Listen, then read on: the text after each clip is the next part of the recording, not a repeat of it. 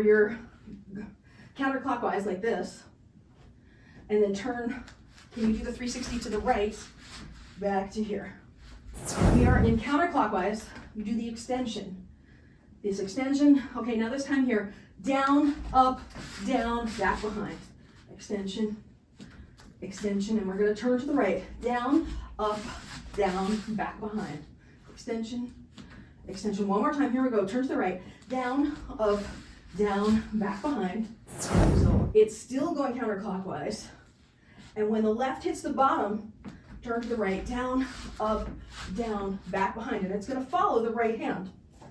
So if we start from this pinwheel here, with the extension, when the right hits the bottom, down, up, down, and you've turned. I have a line on my floor here I can see, and then what I do is, I'm in my pinwheel with the extension, I try and trace that line, and then I use that as a guideline for going up and down. And I will look down at the line, look up at the ceiling, look down at the line, and turn. Although sometimes it makes me dizzy like that. Left extends. Right extends, left extends. Now we're gonna turn and see if it works. Turn to the right, come back around, and get back into small, big, turn to the right, go 360, and one more time, turn to the right, go 360,